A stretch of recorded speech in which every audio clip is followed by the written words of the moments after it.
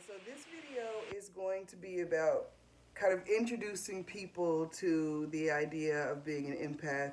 I kind of Christian empath or more empath missionary work. Whenever I kind of embraced the journey, started my journey on learning more about being an empath, practicing discernment, um, practicing discernment, um, prayer with God. I found that was surrounded I was surrounded by people who were empaths, right? And I was like, oh, I don't want to do this. This is gonna sound crazy. They're gonna think I'm trying to get them to join a cult or something. But I wanted to give you the common responses that I get from this, so it's not unusual or you don't feel kind of like personally offended or discouraged. I want to give you the common responses of an empath.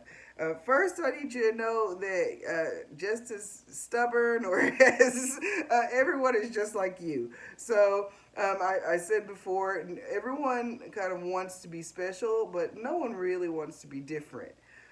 So whenever you're approaching, or talking to an empath, just understand that you have had this. You're on the same journey as they are, and it might be different points along the way. Um, for me, I get encouragement. I enjoy giving truth or being able to provide truth because it's not mine, it's God's. But seeing others grow feeds me. When I see someone being authentic and excited about something, it feeds me. And it's a part, a little bit of my spiritual gift because I have one of my spiritual gifts is encouragement. So when people are encouraged, I just go ahead and grab some of that, and then feed it through, and I'm feeling encouraged. Also with teaching, for me, when you're practicing your spiritual gift, you feel fed when you're practicing it. So I enjoy kind of helping guide people, so that feeds me. So that's one of the reasons why I do talk to people about being an empath. But you might have your own spiritual gifts and your own reasons. So, um, I have never met an empath that was happy when I talk to them about being an empath. I mean, people who already know they're an empath, they might have gotten excited. But I've never really met someone when I was like, "Hey, you feel other people's feelings?" And they were like, "Yeah, let's get started. Let's go. Let's do some." It's when you're being provided a truth. It's kind of good to, or if you're, you know. Uh, providing discernment or providing this information to people, just kind of be patient, right? Because when I found it out, it might have taken me, days, if not weeks, to open the book, start reading, and then continue to read and study. So, um, just keep that in mind with patience. So I'm going to talk about kind of there are three, probably more types of people whenever I talk to them about being an empath. Um, so I'm going to go through those and then kind of give you an example of each, and then kind of how I try to help the people who are around me who are empaths. Um, as always, you're my mission, empaths are my mission, and my path is through Christ. I don't know if I did that or not, but anyway. Um, the number one is kind of the skeptic. So as I've asked people, oh, are you an empath? And they look at me like I'm trying to sell something, like I got, like I'm a part of some scheme. So for the skeptic, I just want, for me, my emotional state generally with the skeptic is neutrality.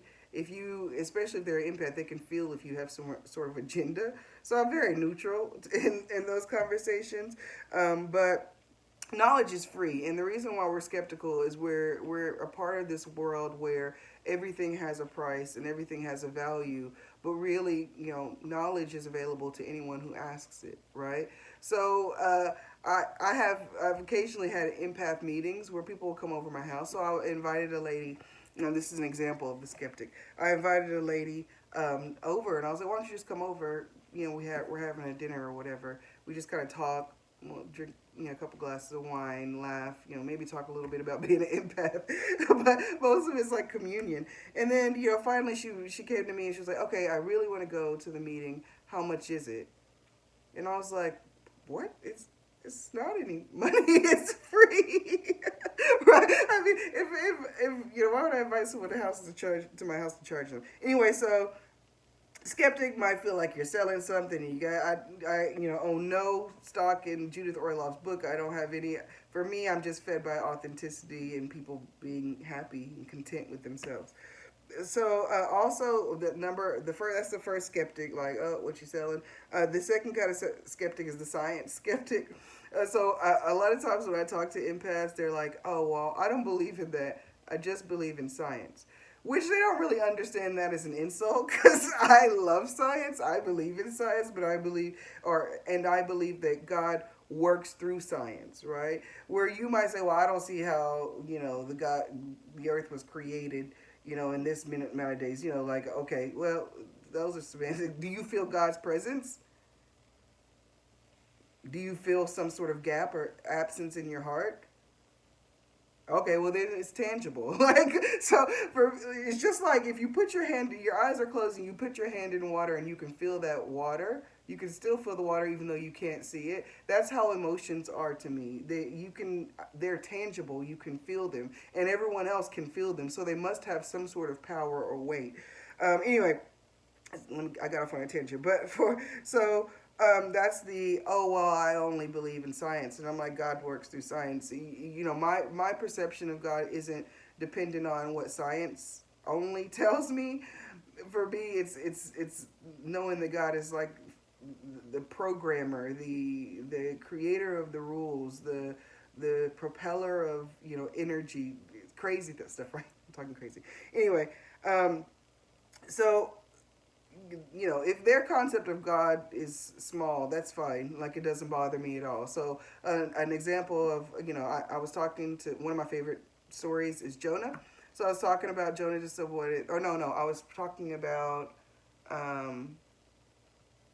there's a story of when one of the kings, I can't remember who, went to a soothsayer, like a necromancer type thing. Anyway, I was telling the story, and then she was like, well, I don't believe in God. And I'm like, okay, do you want to hear the story? And she was like, yes. And I was like, okay. So I just told the story.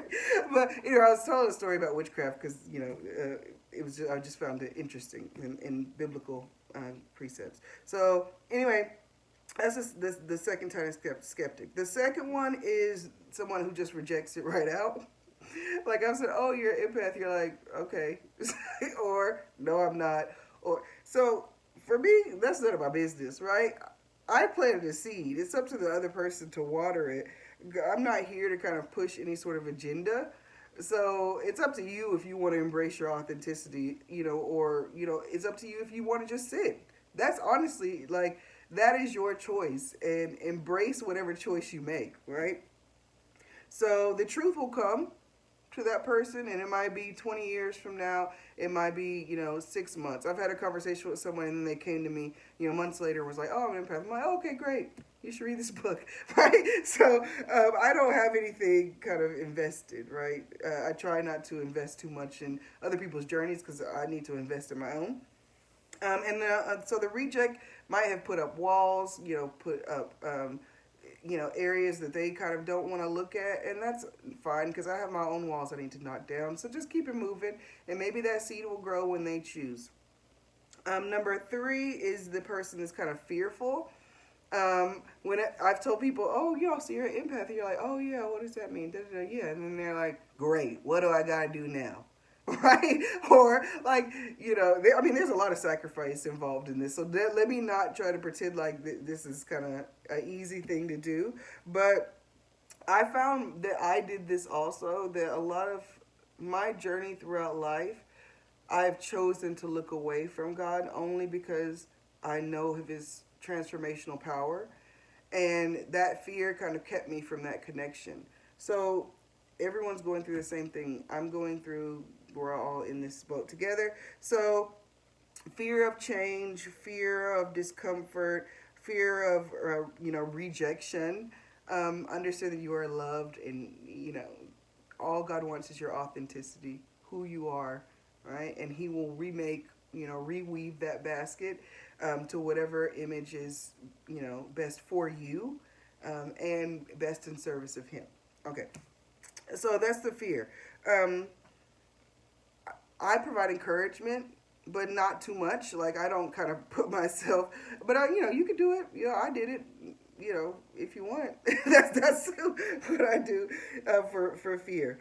Now, the last one I'm going to talk about is like the do nothing.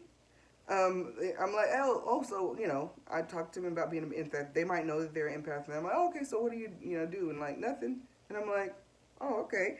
So that's their right. Sometimes I need a break from this stuff because I mean it's heavy. I'm dealing with crazy people. Not like you guys, but the world is crazy, right? It doesn't make any sense. How much things cost. This virus. The world in general is a crazy place. So sometimes you just need to take a break, and these people might be taking a break or like not want to engage. Um, that is their right, and should they ever be compelled to move into common practice or practicing their gift, they know who to come to. So again, you don't own any of their journeys. Now, like I said, I never met an empath that was kind of happy about being an empath, but I seek out those who just want light and truth, because there are plenty of people who they're fine. Like if they're content, they're content, right? And some of us want to. There are plenty of times where I kind of want to sit in sadness and self pity for a little while. So I'm just gonna give some ways to kind of help empaths. But the one I want to kind of two things that I want to say. Number one, I would not give advice. uh, we don't take advice very well. And then generally, when I have an empath who actually asks me for advice, they already have the answer. They just want confirmation. So I'm like, well, this one obviously feels better for you, and they'll say, oh yeah, okay. So generally we know what you have discernment, right? So you know which way to go. I generally don't give advice. Um, Also, I'm here to be a guide, and I'm here to whenever we're communing, if you need me to carry your load for a little while, that's fine. But I give it back, right? It's not mine. We both give it to God, hopefully. But remember that this journey is their own. Okay, so now I'm going to give you some examples of whenever there is an empath that I'm doing missionary kind of work with. It's funny. I'm going to talk about it like in a gardening sense. So number one is planting the seed, right? Sometimes I'm just planting the information. Oh, you might be an empath, and that's all I need to do. That can happen very quickly, right? I've done it at the nail shop. I've done it at different places, right? And I mean it's up to them to water it. So number two is watering the seed. That is for me just providing encouragement and giving truth to the person, the plants, which I am a plant too. So just kind of encourage them. Oh, did you read? Let me know if you want to go over the book, any pages. I do that. Or if you want to talk. But I've had well, we'll talk about that later. So number two is watering. Now, understand that God is providing that light. God is providing that soil. I'm just maybe providing a little bit of encouragement. Not just, but I'm providing encouragement. Okay, three, I leave them to grow. Now, this is very hard for an empath because we have issues with control. So, I might have an empath call me, in the middle of the night or call me early in the morning to talk. And they might be very distressed. Now, of course, I'm going to listen. But their journey is their own. And if I cannot provide encouragement, sometimes I'm just a listening ear. But I've had conversations with empaths where, like, you already know what to do, do it. So, they might have, they might need to talk. And, of course, I'm going to provide counsel. But they kind of know what to do. So sometimes it's time to leave the empath. I have a friend that it's funny because she does a lot of people have guilt issues or not feeling enough or not feeling good enough. So whenever she's kind of downing herself, instead of like me providing encouragement, because she already knows that she's great, she already knows she's wonderful, she already knows she's a queen, I just send her a little poop emoji. Like if she's downing herself, right? Or thinking she's any less than herself. So, I mean, I'm not always providing encouragement. Sometimes I'm just saying, hey, that's poop and go in. So that's a little bit like the last point, which is pruning, but really pruning comes from God, right? It's between them and God where He wants to kind of cut off, the bad parts to help us grow even more. Now, I can provide truth, right? But I'm not doing any of the cutting. That person is doing the work with God to be being perfected. So, keep all this in mind that God is the gardener. We're just kind of helping tend, right, the garden. And if at any time you should feel exhausted as um, doing this work, just stop, pause. I mean, don't quit, but like pause, because I came when I first started this whole the journey. I was really gung ho. Like I was like helping, right? And I was, come to my house, come for some counsel. Let's talk, let's pray together, let's eat, let's drink. Like those are things that I was doing like every weekend. My extra time, and I kept having people around me, even like outside people who didn't really know me. Hey, you're doing too much. Hey, you're doing too much. And I was like, whatever. This is my purpose. And and then at one point I was praying to God, and I'm like, why am I so tired? The Bible talks about my cup runneth over. So really, you need to make sure you're full before you're kind of helping other people. You give the access, the stuff that runs over, right? So I was like, God, well, why am I so tired? And it was pretty much the message. I didn't tell you to help out those people. Right? So he was saying that um, you're doing a lot. Like I'm not asking you to do all this stuff. Do what I ask you to, and then if you want to do a little bit more, that's fine. So keep in mind that God is the ultimate gardener, and then if you need to take a break, take a break. Get some refuge in God. Encourage yourself. Seek encouragement from other people.